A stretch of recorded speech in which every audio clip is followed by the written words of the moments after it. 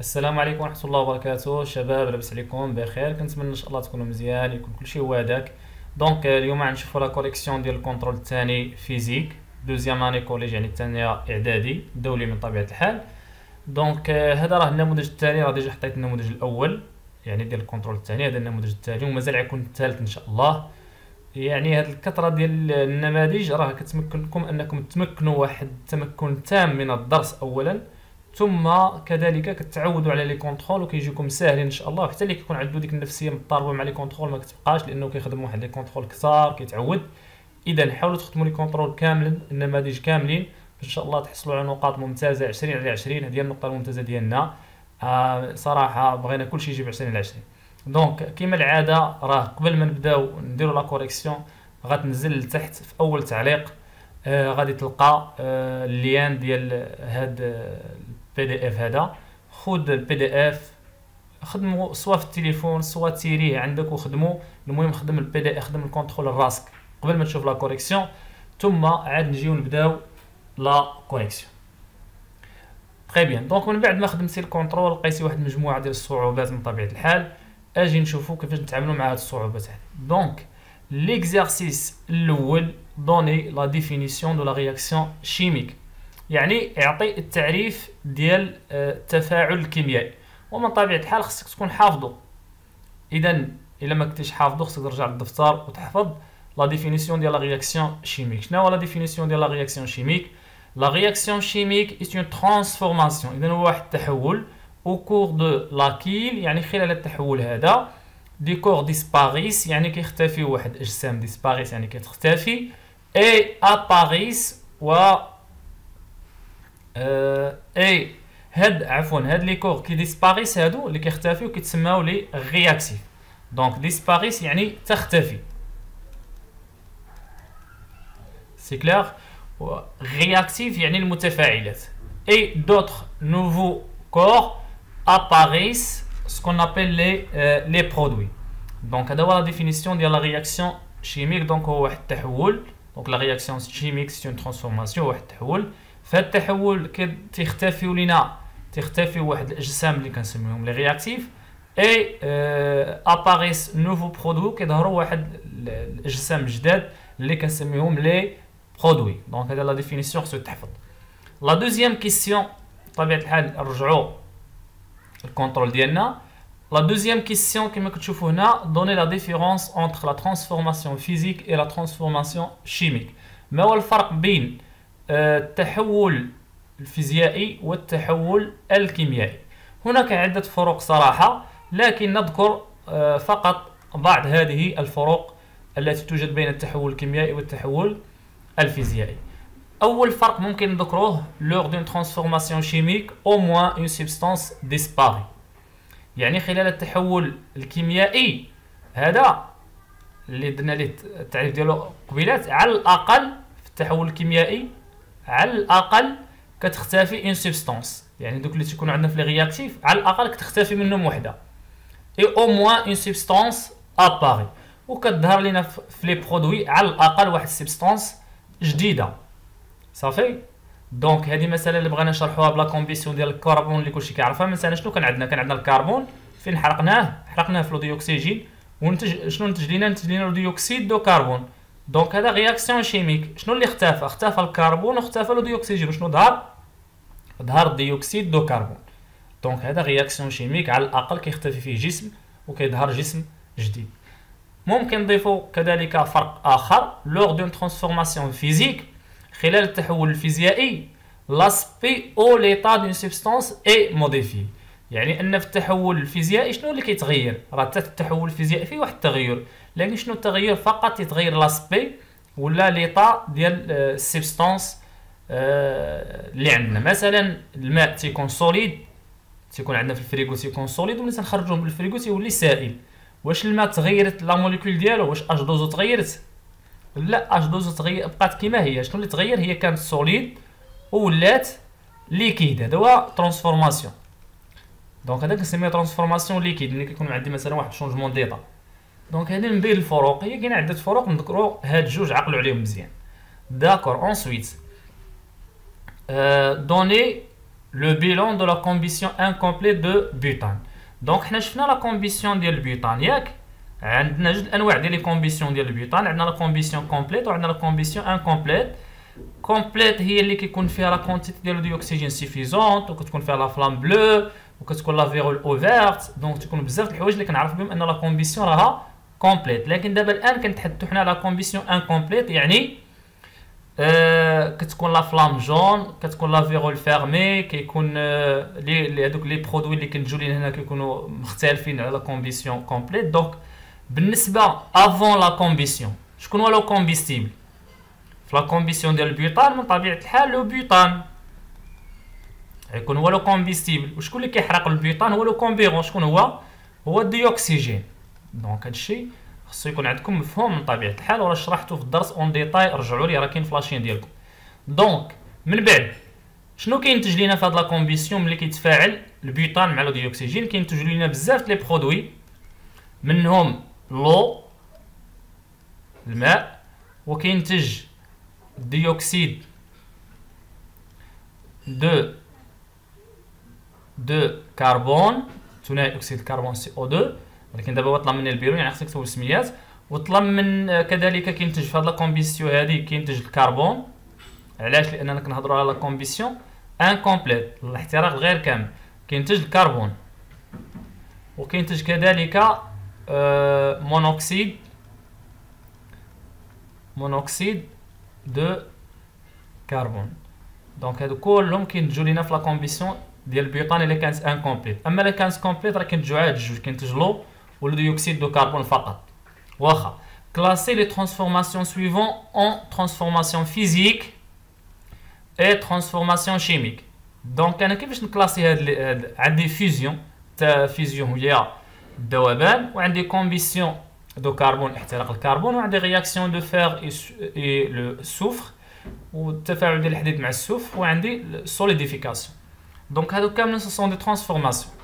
دونك باش غادي نعرف شيميك ولا فيزيك من طبيعه الحال من خلال هاد الفرقين اللي شفت قبيلات.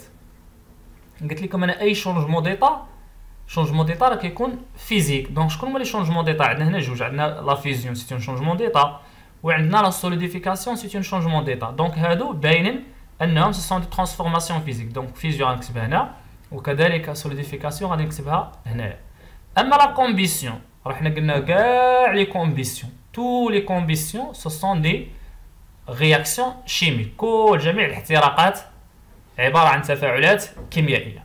سي كلير؟ دونك حتى هاد لا رياكسيون ديال لو فير اي لو سوفر سي اون رياكسيون شيميك.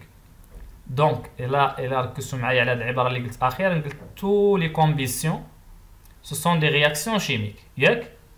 يعني جميع الاحتراقات راها تفاعلات كيميائيه. لكن هل جميع التفاعلات الكيميائيه احتراقات؟ لا، عقلوا على هذا راه كتحط. ليس كل التفاعلات الكيميائيه احتراقات، لان عندنا عده تفاعلات كيميائيه بالملايين ليست احتراقات. اما راه كل احتراق راه تفاعل كيميائي. السؤال اللي من بعد هو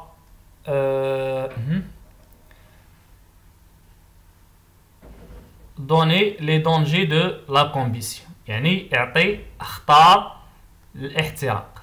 دونك اخطار الاحتراقات متعدده، انتم نورمالمون خصكم تكونوا عارفين 4، انا وجدتهم لكم هنا. اولا لانسوندي، الاحتراق يعني العافيه شعلات. شنو هي لانسوندي؟ سي اون رياكسيون دو كومبيسيون نون ميتريزي دون ليسباس اي دون لو طون.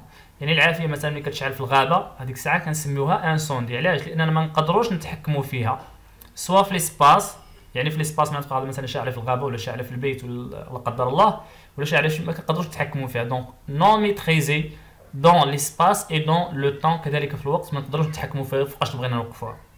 دونك هذه اللي كنسميوها انسوندي. اكسبلوزيون يعني انفجار. اون كومبيسيون engendrant une augmentation rapide de volume et une libération d'énergie. Donc l'explosion هو واحد لا كومبيسيون اللي كيكون فيها واحد الارتفاع ديال الصوت، وكذلك كتحرر لنا واحد الطاقه. يعني داك الانفجار اللي كنسمعوه هو واحد الصوت عالي جدا مع تحرير ديال واحد الطاقه. كذلك une اسفيكسي. شنو هي لامبوسيبيليتي دو ريسبيري، وهي ملي كترتفع، ملي كيكون عندنا احتراق كتنتج واحد الكميه كبيره ديال سي او 2 و او 2 ما تيبقاش. الا ما بقاش او 2 وارتفعت النسبه ديال ثنائي اكسيد الكربون في الهواء، اذا غتكون عندنا عدم القدره على التنفس، هي هذه لاسفيكسي صافي. اي لامبوسيبيليتي دو ريسبيري. دونك عقلوا نتوما على هاد الثلاثه، كاينه دوطخ، المهم هادو هما لو بليز امبورطون المهمين بالنسبه لكم في لا كومبيسيون. ensuite ندوزو l'exercice 2. donc l'exercice 2 la première partie de l'exercice en fonction de l'expérience، يعني من خلال l'expérience اللي عندنا هنا de vos informations كذلك المعلومات اللي عندك rendez aux questions ou bien عفوا répondez aux questions suivantes، يعني أجيب عن الأسئلة التالية. أولا déterminer le combustible et le comburant. دونك الا جيت نشوف هنا هاد لا كومبيسيون هادي، شكون هو لو كومبيرون؟ هو الجسم اللي كنحرقوه. شنو سميتو؟ سميتو فوي، يعني ورقه. دونك لو كومبيستيبل هو فوي، الورقه. زيد شكون هو لو كومبيرون؟ شكون اللي كيحرق الورقه؟ معروف، هذا نكتبو بعيني مغمضين. علاش؟ لان لو ديوكسيجين عندنا حنا توجور هو لو كومبيرون. واش كاين على لو ديوكسيجين اللي هو فقط لي كومبيرون؟ بالنسبه لنا في الدوزيام اني هو فقط، اما من بعد ممكن نشوفوا حوايج اخرى ان شاء الله. La deuxième question, déterminer les réactifs. شكون هما لي رياكتيف؟ هما لي رياكتيف راه هما هادو، هما الاولين، هما لو كومبيستيبل و كومبيرون، توجور هما لي رياكتيف. دونك فوي اي لو ديوكسيجين، هادو هما لي رياكتيف. لاحظتوا هادشي شحال ساهل؟ تري بيان. دونك la troisième question, déterminer le corps produit de cette réaction ou justifier ta réponse. justifier ta réponse راه ماشي لا كيسيون يعني في نفس السؤال على ما اظن، واخا. دونك باش نجاوب على هاد لا كيسيون، هذا لا كيسيون الاول، شنو هما الاجسام اللي نتجو؟ دونك اولا لاحظت هنا شنو قال لي؟ غوت دو، يعني قطرات من الماء، اذا نتج ليا لو هو الجسم الاول. جوستيفيكاسيون. دونك الكور الاول هو لو، باش عرفناه لاباريسيون دو غوت دو، يعني ظهروا لنا القطرات ديال الماء. لاحظتوا السهم هنا يشير الى قطرات من الماء، اذا راه كاين الماء موجود في لي برودوي ديال لا كومبيسيون. البرودوي الثاني هو الكربون. باش عرفنا ان الكربون كاينه، هو قالها لنا هنا، قال لك راه كاينه واحد لاكوش نوار، كاينه واحد الطبقه سوداء. دونك داك الفيمي نوار ولا ديك لاكوش نوار راه ديال الكربون. الكور 3 ديوكسيد دو كربون، يعني الجسم اللي نتج الثالث هو لو ديوكسيد دو كربون. باش عرفنا انه نتج لو ديوكسيد دو كربون؟ كار لو دو شو تروبل، سي كلير، هيا تروبل دو لو دو شو، هي لو دو شو تروبلي، يعني تعكر ماء الجير. دونك هذه لا جوستيفيكاسيون، عقلوا عليها دائما راه كتكون لو كنعرفوه بدوك لي بي ولا هاد لي غوت دو، هاد القطرات اللي كيظهروا ديال الماء. الكربون كنعرفوه بهاد لاكوش نوار ولا الفيمي نوار.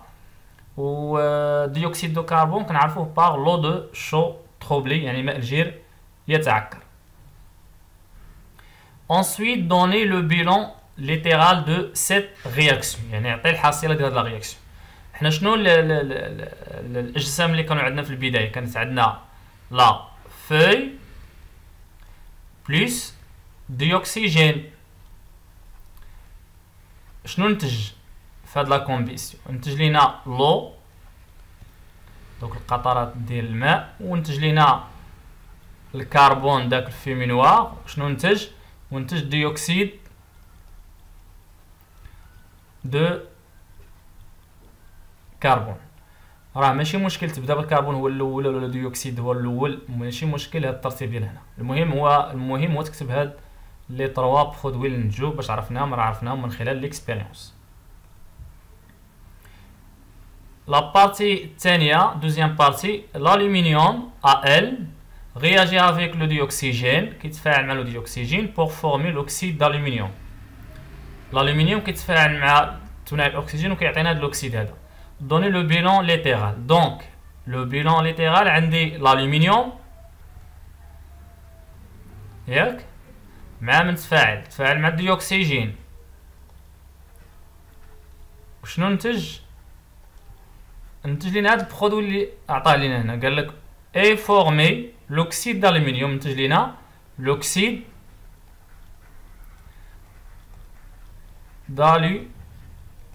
d'aluminium. تقول لي يا استاذ هذا الشيء عمرنا ما شفناه في الدرس، راه ممكن يعطيك واحد لا رياكسيون عمرك ما شفتيه في الدرس. علاش؟ لانك تعتمد على الفهم ديالك للدرس، واش انت فاهم الدرس ولا لا. لا كيسيون دو دوني ليكواسيون بيلون. دونك هنا لاحظ هنا شنو قال لي بيلون ليتيغال، يعني كتبنا بالاحرف. هنا قال لي ليكواسيون، دونك ليكواسيون غادي نكتبها بالرموز. شنو الرمز ديال الالومنيوم؟ هو ال، دونك ال بلس دي اوكسيجين كنعرفوه هو او 2، ولكن هاد الاكسيد الالومنيوم ما كنعرفوش، ها هو عطانا لا فورمول شيميك ديالو، دونك هي Al2O3. Cette équation est-elle équilibrée? Expliquez ta réponse. Wesh هاد l'équation équilibrée? Non, n'est pas équilibrée. علاش؟ car le nombre des atomes dans les réactifs différents كيخالف de nombre d'atomes dans les produits. ما فهمناش الاستاذ، اجو نفهمو. دونك شحال عندي من اتوم ديال الكربون هنا، عفوا ديال الالومنيوم؟ عندي اتوم وحده. شحال عندي هنا؟ عندي جوج. دونك هنا عندي واحد، ها هي واحد، وهنا عندي جوج.